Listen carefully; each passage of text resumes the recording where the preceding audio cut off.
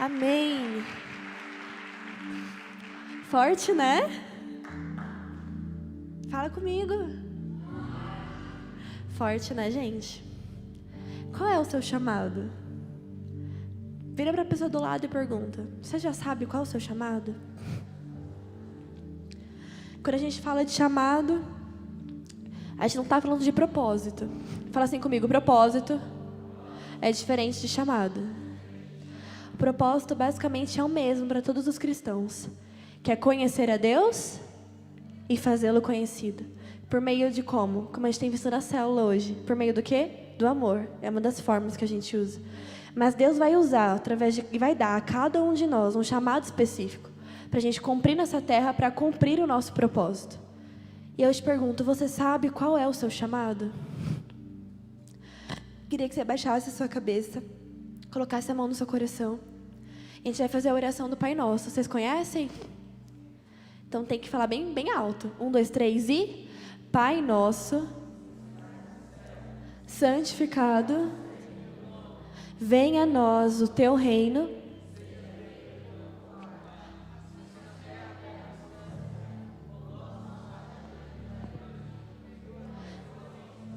Assim como nós perdoamos de quem nos tem ofendido.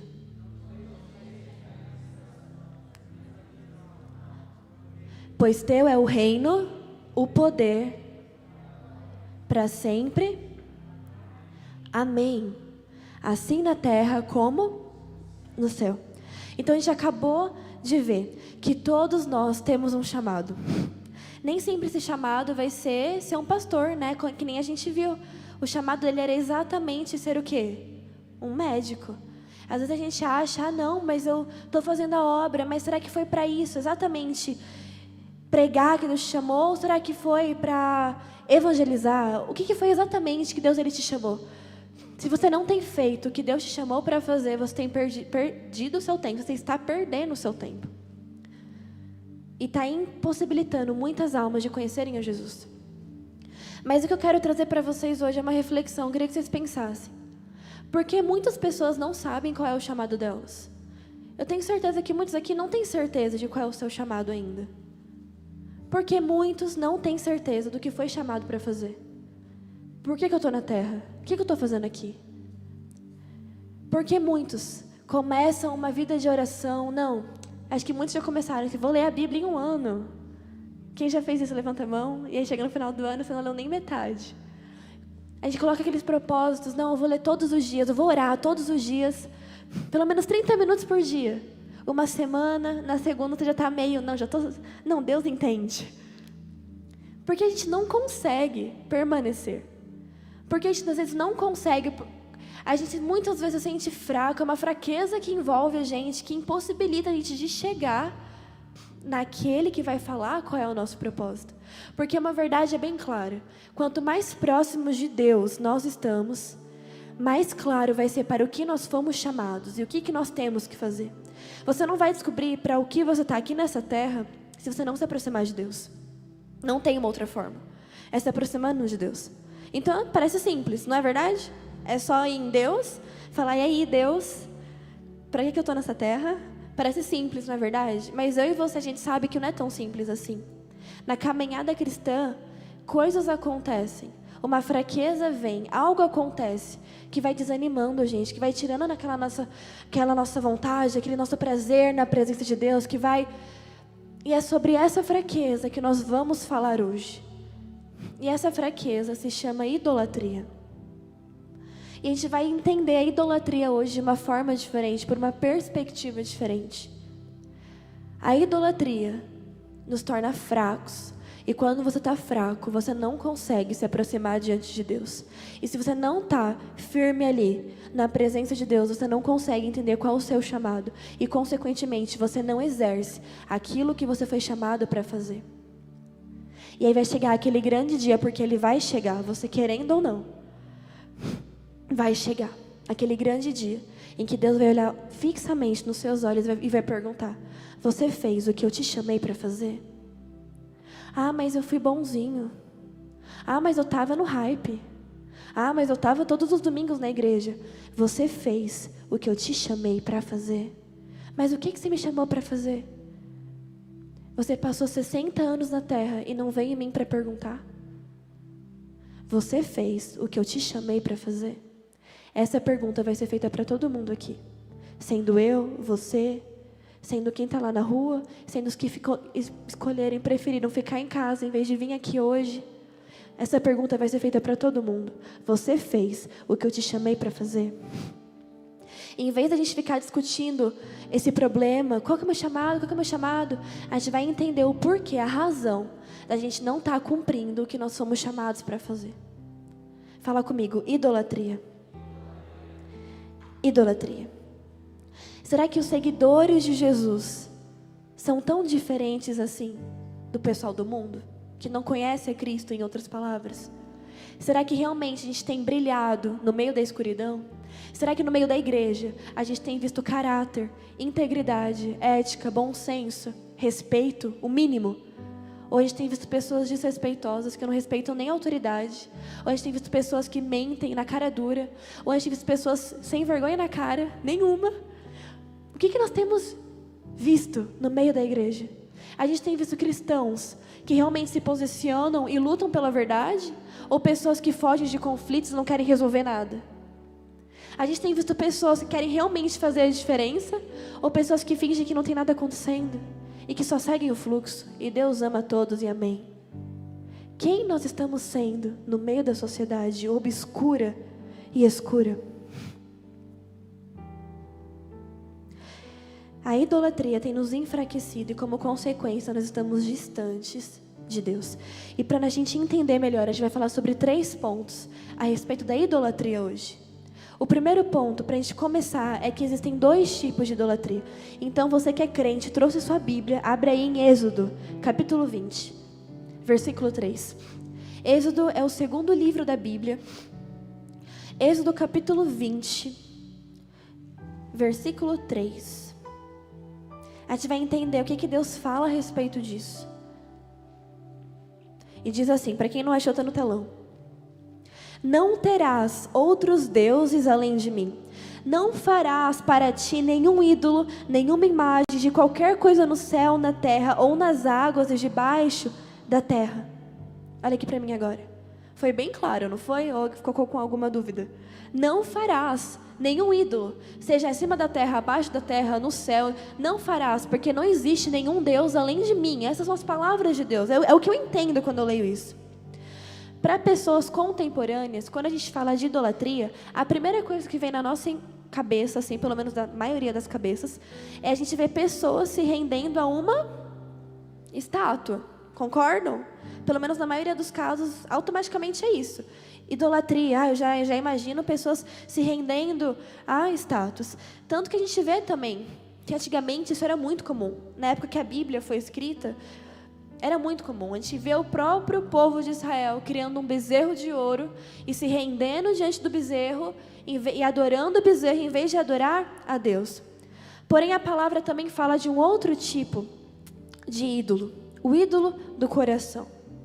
Em Ezequiel 14:3, Ezequiel diz para os anciãos assim: estes homens anciãos estabeleceram seus ídolos em seus corações.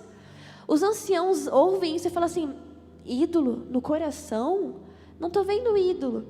Porque para eles o ídolo era algo físico, entendem? Era algo palpável, era algo que eu posso pegar. E ele começa a trazer essa outra perspectiva de algo no coração. Uma idolatria que provém do coração. Eles só conheciam a parte física da coisa. Mas o que Deus estava tentando explicar para eles era que o quê? O nosso coração humano, ele leva coisas boas, como a carreira, o amor, pessoas, família, bens materiais, e transforma essas coisas como o centro da nossa vida. O nosso coração faz isso, às vezes sem você perceber. Ele pega coisas que são muito boas, que não tem problema nenhum. A sua carreira, os seus sonhos até, independente de quais sejam. E a gente faz com que essas coisas sejam o centro da nossa vida. Por quê? Ao nosso ver, essas coisas vão nos dar significado, reconhecimento, segurança e realização. Então, em vez de buscar isso em Deus, a gente acaba buscando isso em coisas passageiras. Ídolo, estátua, ídolo do coração. Qual desses dois você acha que é mais comum nos dias de hoje? Vamos lá. 1, 2, 3 e... Mais forte, vou dar mais uma chance. 1, 2, 3 e... Coração é muito mais comum e pouco falado. Uma das maiores idolatrias, não que não exista, mas uma das maiores idolatrias que a gente vê hoje são os ídolos do nosso coração. O próprio livro de Atos, ele vai falar de descrições da cultura greco-romana, em que cada cidade adorava suas divindades favoritas e criava santuários ao redor delas para adorar essas imagens. Quem gosta de mitologia grega? Alguém manja um pouquinho de mitologia grega? Percy Jackson. Eu adoro Percy Jackson. E a gente consegue entender um pouco sobre como que era a cultura grega naquela região. E se você não gosta, pelo menos na escola, em história, você teve alguma ideia do que eu estou falando. Então, o que a gente vê? A gente vê que a cidade de Atenas tinha várias estátuas. Afrodite, a deusa da beleza. Ares, deus da guerra. Artemis, deus da fertilidade e da riqueza. E hoje em dia, não é diferente. Cada cultura é dominada pelo seu próprio conjunto de deuses, pelo seu próprio conjunto de ídolos. Cada cultura. Cada um vai ter os seus rituais, os seus santuários, sejam esses santuários torres de escritórios, spas, estádios, estúdios. Cada cultura vai ter o seu aglomerado, o seu conjunto de ídolos. E nesses locais vão ser feitos sacrifícios para se receber algo em troca. Hoje a gente não pode. Hoje a gente pode não se ajoelhar fisicamente diante de Afrodite, mas tem muitas meninas, jovens e adolescentes, que hoje são levadas à depressão e a transtornos alimentares por uma preocupação obsessiva com a imagem do corpo. A gente pode não acender incenso, queimar incenso para Artemis, mas nós estamos elevando a um grau de muita importância a nossa carreira. Só fala disso, só pensa nisso, só pensa em ganhar dinheiro, só pensa no seu sonho, no seu projeto, a ponto de abrir mão, às vezes, de negligenciar o seu tempo no devocional, o seu tempo na igreja, não se envolve com o ministério, não se envolve com nada, porque o foco está só naquilo. Idolatria. A Bíblia e também Calvino, eles já falavam que o coração do homem é uma fábrica de ídolos. Sempre que nós depositamos qualquer porção, por mais pequena que seja, da nossa confiança, esperança ou segurança em algo que não seja o próprio Deus, você e eu cometemos atos tão sérios quanto nos ajoelharmos e nos curvarmos perante uma estátua. É idolatria.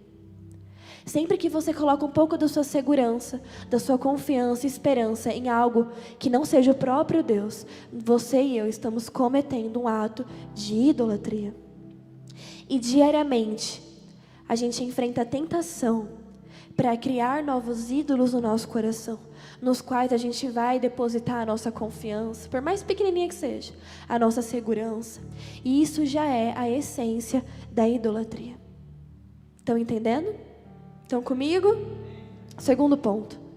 A idolatria é um pecado que não é pecado. Fala comigo, um pecado. Fala forte, igreja. É um pecado que não é pecado.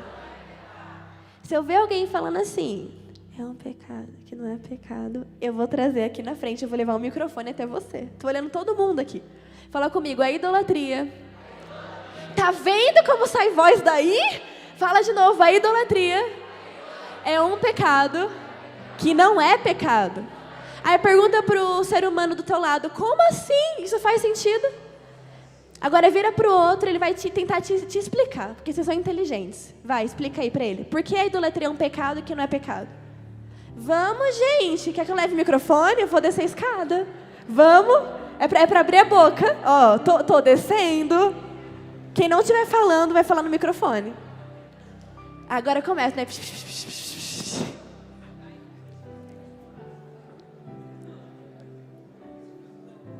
O microfone tá chegando.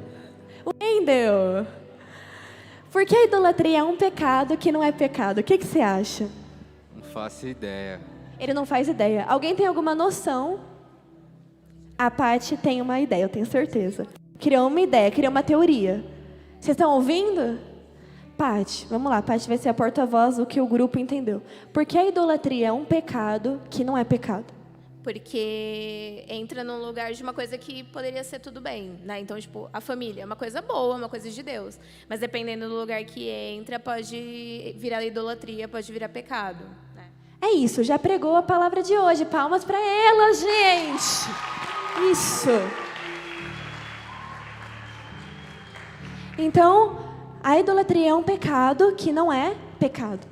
Richard Keys já dizia que a idolatria ela é extremamente sutil e penetrante. Idolatria não é necessariamente, olha aqui para mim, idolatria não é necessariamente quando você nega que Deus existe.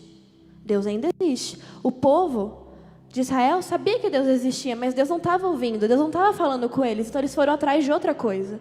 Eles não estavam recebendo o que eles queriam no tempo deles, então eles foram atrás e criaram o próprio ídolo.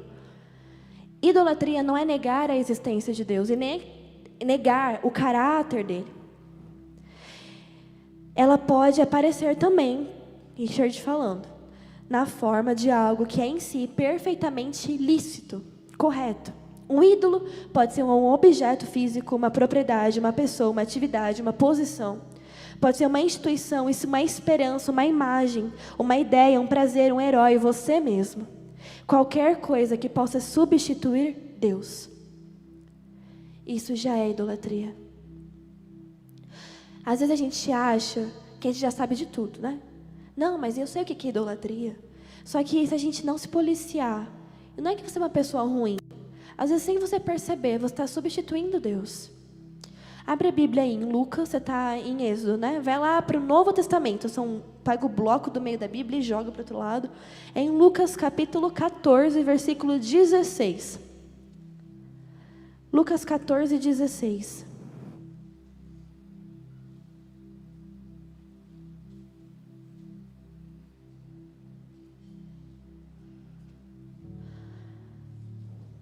Vamos lá. Jesus respondeu. Certo homem estava preparando um grande banquete e convidou o quê? Vou ter que levar o microfone, Henrique, de novo, porque não estão falando comigo. Certo dia, um homem preparou um banquete e o quê? Muitas. Na hora de começar, ele enviou o seu servo para dizer aos que haviam sido convidados: venham, pois já está tudo pronto. Mas eles começaram um a um, ao quê? A apresentar desculpas. O primeiro disse: eu acabei de comprar uma propriedade, preciso ir vê-la, por favor me desculpe. O outro disse: acabei de comprar 5 juntas de bois e estou indo experimentá-las, por favor me desculpe. Ainda o outro disse, mais um: eu acabei de casar, por isso eu não posso ir. O servo voltou e relatou isso ao seu senhor. Então o dono da casa se irou e ordenou ao servo: vá pelas ruas, traga os pobres, aleijados, cegos e mancos. Disse o servo: o que o senhor ordenou foi feito e ainda há lugar. Então o senhor disse ao servo: vá pelos caminhos e valados, obrigue-os a entrar para que a minha casa fique cheia. E eu lhes digo: nenhum daqueles que foram convidados provará do meu banquete. Jesus está contando uma parábola para os discípulos. E a parábola é uma historinha que eu acabei de contar para vocês, que a gente acabou de ler agora. Um homem rico, ele preparou um banquete. A gente acabou de ler, né? Ele não preparou um churrasquinho com franguinho e farofa. Ele preparou um banquete. Você imagina o que é um banquete? É Natal, gente. É Ano Novo. É aquela mesa. Sabe aquela mesa? É aquela mesa. Ou dos filmes que a gente vê. Aquilo é um banquete. Você já pediu ajuda para alguém ou convidou alguém para alguma coisa e a pessoa deu desculpa? Alô? Sim. Você já convidou alguém para o hype e a pessoa deu desculpa? Basicamente, o que a desculpa quer dizer? O que ela comunica? É simples. Comunica o quê? Que o que a pessoa está fazendo é mais importante do que aquilo que você está pedindo. Não é? A mãe já pediu para lavar a louça? E você não lavou. O que você está comunicando para ela? A minha vida é mais importante do que lavar a louça. A minha série, o meu filme, o meu descanso, o meu repouso é mais importante. A gente comunica com as desculpas. A gente comunica com as desculpas. A gente vai comunicar alguma coisa. E basicamente é isso. Que o quê? Que as minhas prioridades são maiores do que aquilo que você está me pedindo. Era um grande banquete, gente. Era um evento, fala comigo assim, importante. Ele fez aquele homem, para abençoar a vida daqueles que ele convidou. Ele não fez só para perder tempo. Ele fez um banquete, presta atenção. Ele fez um banquete para abençoar a vida daqueles que ele convidou. Os convites foram impressos, foram selados. A casa foi decorada, foi arrumada. Os cozinheiros cozinharam, fizeram a comida, fizeram aquele banquete, prepararam tudo. O hype foi organizado, o pessoal chegou mais cedo, escolheram as músicas antes, ensaiaram, tiraram a música lá em casa, vieram aqui, chegaram mais cedo, ensaiaram, o pessoal organizou quem ia fazer cada parte do culto, o pessoal treinou, ensaiou, treinou a oferta, treinou como ia abrir o culto, treinou uma oração. A gente limpou a igreja, chegou antes, estava em consagração a semana inteira. E aí você vai e convida a pessoa e a pessoa diz não. Inventa uma desculpa. As desculpas comunicam que aquilo que ela está fazendo é mais importante. O primeiro disse, eu acabei de comprar uma propriedade, eu preciso ver, por favor me desculpa. E aí está uma grande pergunta que eu vou fazer e vocês vão me responder, amém? É pecado comprar uma propriedade? Isso, não, não é claro que não é. Entretanto, quando comprar uma propriedade é mais importante do que a palavra do Senhor, se torna um pecado comprar uma propriedade. Um pecado que não é pecado é idolatria. O outro homem disse, eu acabei de comprar 5 juntas de bois, eu estou indo experimentar. Então, desculpa, eu não vou poder ir. Mais uma vez, me respondam. Comprar gado, né? Ou para ser mais atual, comprar equipamento para o seu negócio é pecado? Mas quando comprar as coisas se torna mais importante do que a palavra do Senhor, o pecado que não era pecado se torna pecado. Ou seja, idolatria. O último a receber o convite. Eu acabei de me casar, por isso eu não vou poder ir, me desculpa. Mais uma vez, gente, casar é pecado? Eu estou ferrada então. Casar não é pecado. Porém, quando o seu cônjuge, o seu namorado, o seu noivo, quem, sei lá, está do seu lado, se torna mais importante do que a palavra do Senhor, do que fazer o que Deus te chamou para fazer, do que estar em comunhão com o corpo, quando isso se torna mais importante, o pecado, aquilo que não era pecado, se torna pecado. Ou seja, idolatria. Ficou claro, né, gente? Que quando nós colocamos algo, alguma coisa, uma atividade, antes da palavra de Deus, o que não era pecado se torna pecado. Tudo pode se tornar uma idolatria. O seu celular pode se tornar uma idolatria.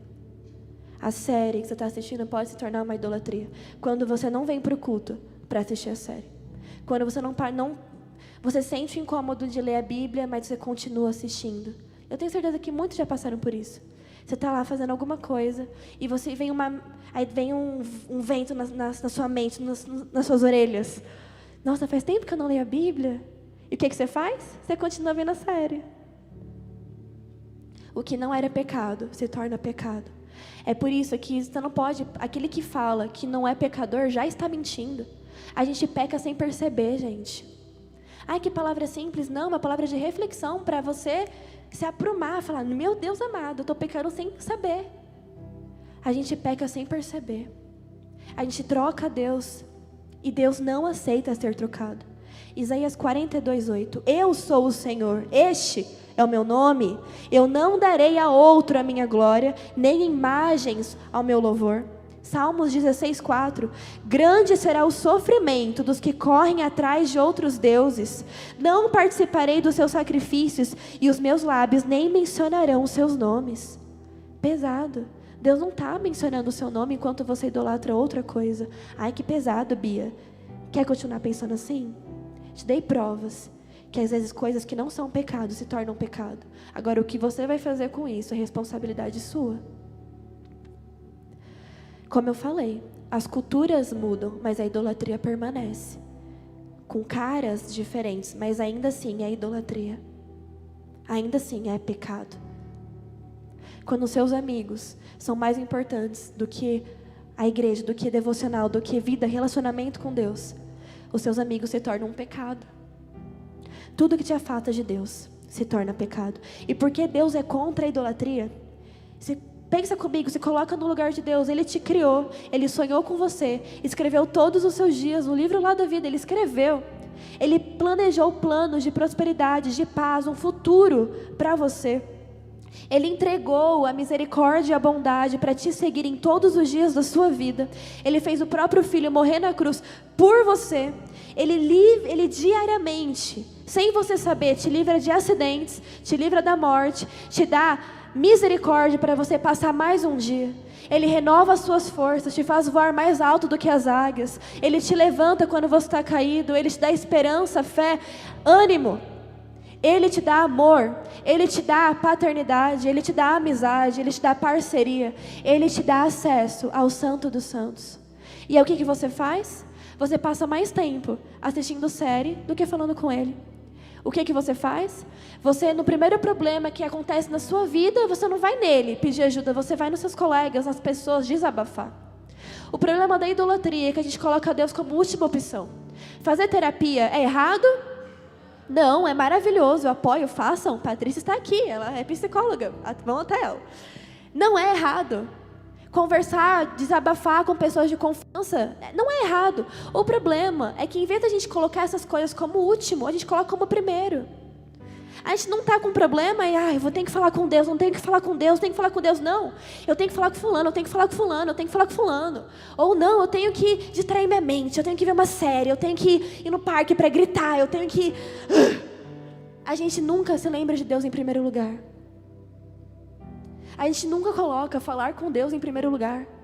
E eu não venho falar e fazer com a carinha de santo que você é diferentão, porque eu sei que não é. Porque é da nossa carne. A gente coloca Deus como última opção. A gente vai pedir socorro a Deus quando já mais nada deu certo. E eu pergunto para vocês, isso não é idolatria? Temos depositado a nossa confiança e esperança primeiramente em outras coisas. E quando nada dá certo, a gente lembra de Deus. A gente vai consertar a nossa vida quando mais nada deu certo. E realmente a gente entendeu que é só Deus mesmo. Quando na verdade Ele deveria ser a nossa primeira opção. Aqueles que acreditam em ídolos inúteis desprezam a minha misericórdia. Jonas 2:8. Nós não esperamos mais pelas misericórdias do Senhor, a gente quer criar as nossas misericórdias. A gente não espera mais Moisés voltar do monte para a gente receber as palavras de Deus. A gente tem que criar o bezerro de ouro para da nossa criação a gente receber alguma misericórdia e socorro. Nós não temos mais paciência para esperar a orientação vinda de quem? A gente quer a orientação vinda dos homens, das pessoas, dos amigos, das situações. Gente, isso está muito errado. E não é impossível mudar a ordem dos fatores. Nesse caso, a ordem dos fatores altera o resultado. Fala comigo, nesse caso, a ordem dos fatores vai alterar o resultado da sua eternidade. Aqueles que colocam Deus como última opção não estão o adorando.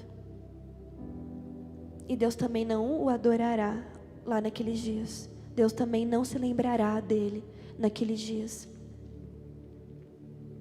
E último ponto. Nós somos a luz do mundo e nós vamos conseguir viver o nosso chamado quando nós vencermos a idolatria através do verdadeiro arrependimento e levarmos essa verdade para todos que estão à nossa volta. 3 reis, Saul,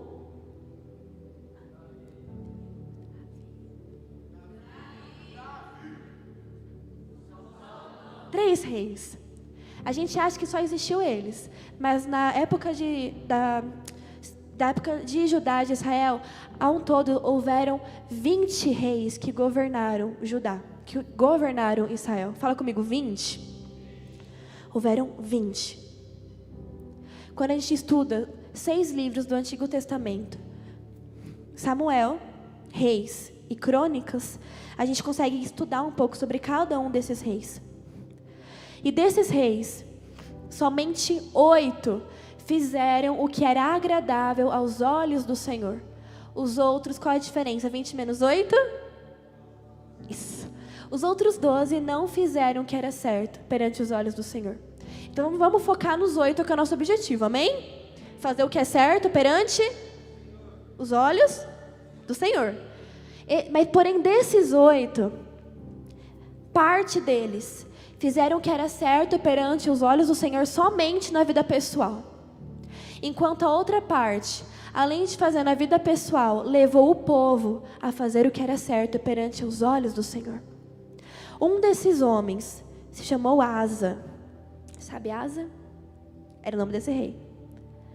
Ele era o rei daquela região na época de 2 Crônicas, a gente vai encontrar. E lá está escrito que o reino dele esteve em paz durante todo o seu governo. E em um certo momento teve guerra, porque não é porque Deus está no barco com a gente que não vai ter tempestade.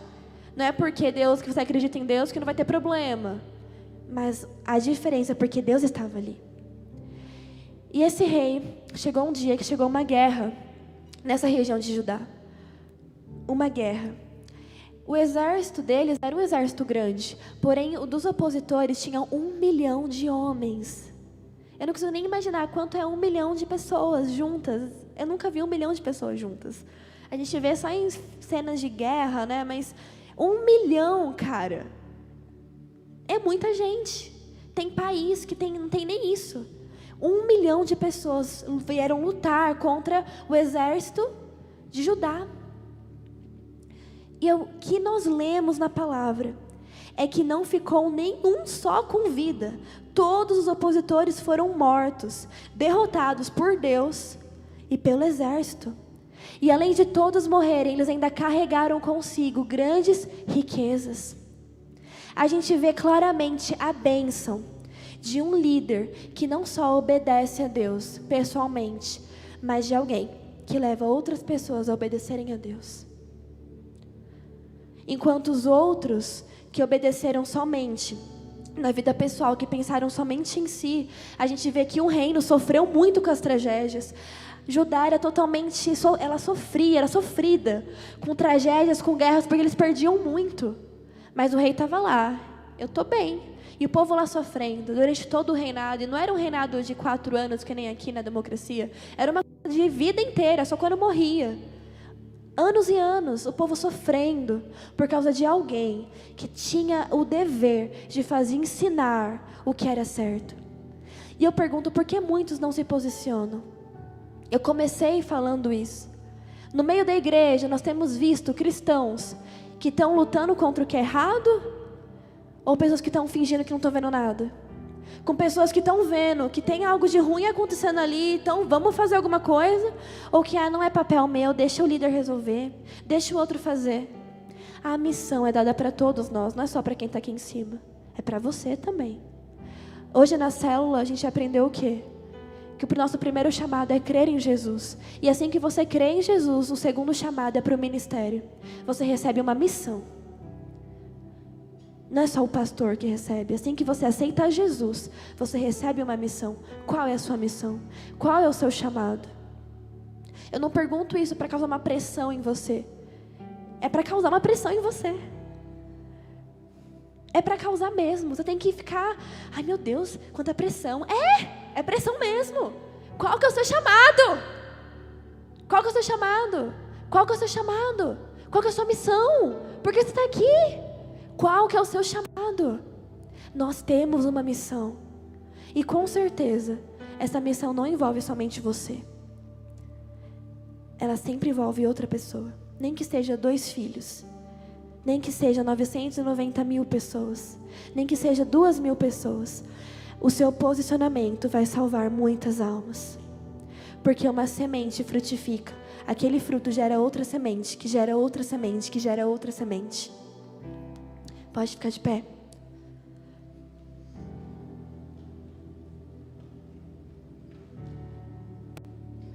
Quando nós pregamos palavras como essas, que te faz refletir se você tem adorado mais a pessoas do que a Deus.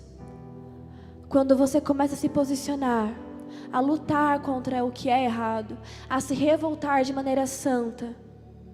Quando você faz isso, quando você começa a ser o diferente no mundo de iguais, quando você começa a ir na contramão do mundo, quando você começa a falar o que é verdade, mesmo que te chamem de chato e insistente, quando você começa a lutar de verdade, a se posicionar como um cristão, como não só um cristão, mas como aquele apaixonado por Jesus, mudanças acontecem. Vai ser fácil? Não vai. Asa enfrentou ainda uma guerra com 1 milhão de opositores. Cara, isso é de tremer as pernas. Mas Deus estava com ele, e isso tem que mudar alguma coisa para você. Ter Deus com você tem que mudar alguma coisa. Vale a pena passar os nossos dias com Deus. Vale a pena passar o nosso tempo na presença de Deus. Os resultados são surpreendentes, porque Deus se coloca ao nosso lado. Vale muito a pena. Vale mais a pena do que tudo nessa terra. Amém? Essa palavra é uma palavra que, num resumo, é: examine-se o homem a si mesmo. Então, nesse momento, você vai fechar o seu olho, você não vai pensar em mais nada. Senão Deus vai me revelar e eu vou tacar o microfone na tua cabeça. E você vai, neste momento, focar no que foi falado hoje. Fecha o olho. Ninguém mais está olhando para você. Deus está olhando para você. Nós só vencemos quando nos arrependemos verdadeiramente. O que você tem idolatrado hoje? Qual tem sido o seu ídolo, o ídolo do seu coração? Talvez você não carrega um amuleto, você não esculpe, você não idolatra uma estátua, mas talvez tenha algo no seu coração e na sua mente que você tem idolatrado. É um sonho? É um projeto? É uma faculdade? É uma carreira? E aí, de vez em quando, você oferece, você fala um pouco de Deus para amenizar, mas do que você tem falado, do que tem saído mais da sua boca, das suas ações? A boca fala do que o coração está cheio. Talvez o nosso coração está cheio de ídolos, é uma fábrica de ídolos. É uma fábrica de ídolo. Do que a sua boca fala mais? Será que é de Deus mesmo ou será que é de outra coisa? Porque vai chegar um dia que Deus vai virar para você e vai falar: você fez o que eu te chamei para fazer? Será que você vai entender a pergunta dele? Será que você vai saber para o que você foi chamado para fazer? Agora você vai colocar a mão no seu coração. Todo mundo coloca a mão, tira a mão do bolso, coloca a mão no coração agora, porque o seu coração precisa ser purificado e a sua mente também. Assim como a Amanda falou, os puros de coração verão a Deus. Às vezes você se acha o mais santo da terra. Não, porque eu sou certinho. Às vezes esses são os piores, porque eles não conseguem reconhecer os próprios erros. Erros mínimos, pecados pequenos, mas que ainda são pecados. E neste momento você vai abrir a sua boca, que nem eu te ensinei na palavra. Você vai abrir a sua boca e você vai falar com Deus. Eu não sei se você vai pedir perdão ou se você vai pedir para Ele te mostrar o que você tem idolatrado. Pai, nós oramos neste momento, cada um vai orar. Eles não vão depender da minha oração, porque eles sabem que eu não posso fazer nada por eles. Eles têm que lutar pela alma, pelo futuro, pela eternidade deles, é individual. Pai, eu oro hoje por eles, eu oro por cada um aqui presente, e eu te peço, Senhor, mostre a eles quais os ídolos que eles têm adorado. Nos mostre, não somente eles, mas a nós, a todos aqui presentes, voluntários, músicos, o que nós temos idolatrado. Nós temos passado mais tempo aonde? Na tua presença, ou praticando outra atividade, ou fazendo outra coisa. A tua presença não é somente vir ao templo, mas é relacionamento. Nós temos dedicado relacionamento contigo, Senhor. Pai, nos mostra, revela agora, traz a mente, porque nós somos seres espirituais. Eu creio que o Senhor tem trazido a mente deles, feito eles refletirem no que eles têm dedicado mais à vida deles. Pai, nos dê um coração, derrame arrependimento nos nossos corações, Jesus. Pai, nos perdoa, Senhor, se nós temos passado mais tempo com coisas vãs e passageiras, se nós temos colocado a nossa esperança em uma pessoa, em um emprego, em uma promessa, em um futuro, e não no Senhor. Tá tudo errado, então, Pai, hoje nós entendemos isso.